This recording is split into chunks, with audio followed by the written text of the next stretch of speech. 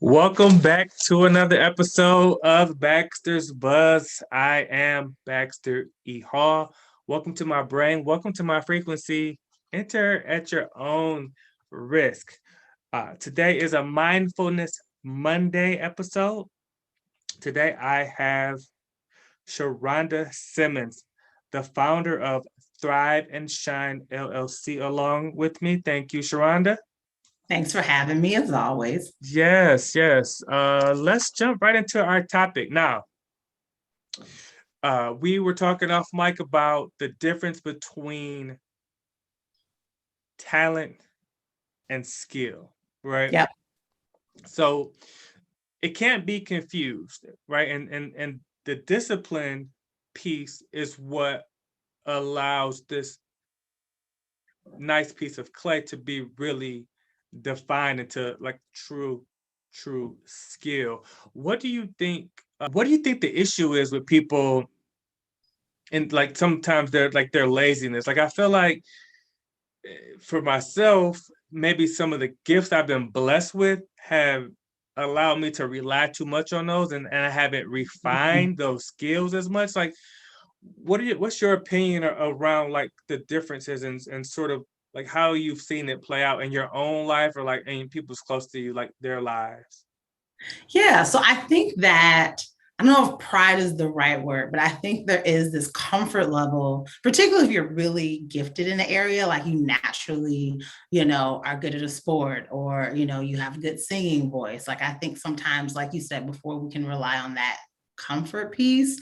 Or I think sometimes it can even be fear. Like I think sometimes it's usually two extremes that I can see where we don't do or move anything. It's like I'm afraid to succeed, or I'm already doing well. And so I'm just going to keep it at my baseline. I think when we were just talking about this offline, I do coaching and consulting, I do DEI work, and I've been doing some of those things for 10, 15 years. And I'm coming to a space now where I'm like, oh, you should learn some new things. Like I should be in workshops. I should be, reading up on like the latest information. And I think that when people tell us that we're good, or when we know that we can jump in and it will be good, sometimes we stop at that and we don't go to great, or we don't. So I'm just gonna say, okay, I hear people say this a lot, and it sounds good, and I'm guilty of saying it as well, where we're like, you know, everyone is just doing the best that they can. I don't believe that. I think that there are a lot of people skating by, right? And whatever that good, sometimes it's good, and sometimes it's just good enough for them, right? And I Yeah. think that I do think it's laziness. And like I said, I'm not just talking about everyone else. I'm talking about myself. I think that there's a Mm-hmm. there's a piece where, I was listening to something. You have to sort of approach things in a very humble manner, and it's tough to sometimes we either like harping too much on our deficiencies or spending too much time patting ourselves on the back about the things that we do Wow. well.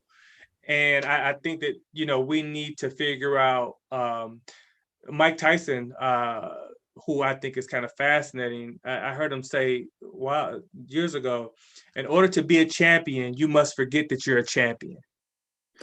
I think that's true, though. A mutual person that we know, named Julia, she and I had a conversation, and she was saying how someone was talking to her about we'll focus sometimes on that 20% deficit, but we forget to cultivate the 80% of what we do well. So, like, what would it look like to cultivate that 80% even the Mm-hmm. more? And I think we go to extremes. It's, I'm going to focus on the things that are just totally deficits, or I'm going to skate by on the things that are going well. And when I think about, like, when you think about like Venus and Serena Williams, when you think about all these top athletes, they are naturally gifted. You watch these documentaries or you talk about, certain singers, and like they're like, oh, they've always been good since they were a child, but they still practice like 10 hours a day. Yeah. They still go to the gym, or these football players who take ballet classes to practice their agility. Like that's the difference, isn't always the talent. The discipline to me is what separates like the few from the many, like the I'm going to be Mm, humble enough to learn and grow. We were talking earlier how when you think about a knife is a knife. Like you can cut, you can get the job done, but you still have to, for a quality knife, you have to sharpen it every once in a while. that's Like you right. have to put it in this space where if you're going to use it and it's going to operate with efficiency and, be the best it can for what it needs to do, it has to be sharpened. Same thing with a car. A car is a car, but a car that gets regular tune-ups and maintenance and gets detailed more often runs more efficiently. And so I think sometimes we just settle with what the thing is and not with the potential of what the tools are. So to me, that's what skills are. Like talent is here's what it is, and skills help the tools. Like it helps sharpen, Hmm. it helps for the benefit of other people or like this greater purpose. No, that's a really good way to put it. It's not only sort of sharpening that knife, it may be adding tools in your tool belt. The difference, or the question is, okay, how much attention do I spend on my areas for improvement, and how much do I spend sort of enhancing the things that I've already been, gifted with? And I don't know the answer to that question, but I do know that uh, by nature, we spend too much time thinking about the things that didn't go our way versus all the great things, all the great blessings, that the things that we should be grateful for, that we've just had are dismissed, right? Yeah. We're, You know, sorry to interrupt you. What Go I was ahead. going to say was you were talking about plants earlier and how they need different things. Like some plants need more sun, some plants need low light, more water, less water. It's the same thing when I think about, deficits versus things we do really well. I think it's about the season. There may be at work, you're not good when it comes to Excel or it comes to technology, but to do your job, like you've got to learn how to do that thing better, even if it's a deficit. Sometimes that to me means you need to focus on it more. It's because it's a necessity. It's because there's something that doesn't serve you or other people by you not having that skill set.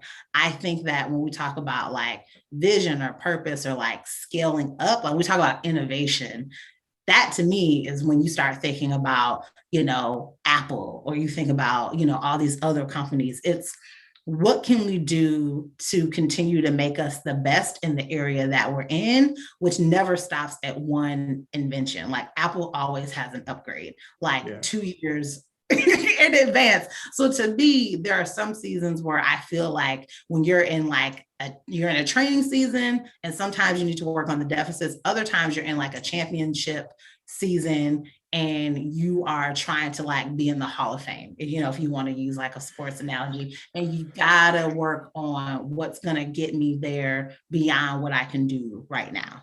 There's the off season where you kind of work on adding, right, and refining, and then there's the season when it's just time to do what you do best. And in the vein of all of the successful companies, sometimes it's you raise your floor by bringing on someone that is strong where you aren't as strong, right? And sometimes it's just as simple as that alignment and that cooperation and that collaboration, right? No, I totally agree. Sometimes we want to do things in isolation, and that's just never to me helpful. Like there's rare occasions where you need to do it for yourself, but that's where having a team or a coach or a mentor is helpful because they're going to help you with the deficits, or they're going to raise you up and fill the gap, but they're also going to like sharpen you. Like they're going to like you put two knives Yeah, together to sharpen them, like they're going to refine you to help you get to that next level. for sure, for sure. So, no, that's good, and yeah, I think we can go on and on. That may be a conversation we may come back to because it's so many layers to it. Sharonda, tell people where they can find you for, like you said, your coaching, consulting, leadership, but also DNI Yeah. consulting. Yeah. So you can find me, Sharonda Simmons. So you can find me at www.thrive, the letter N, shinenow.com, www.thriveinshinenow.com.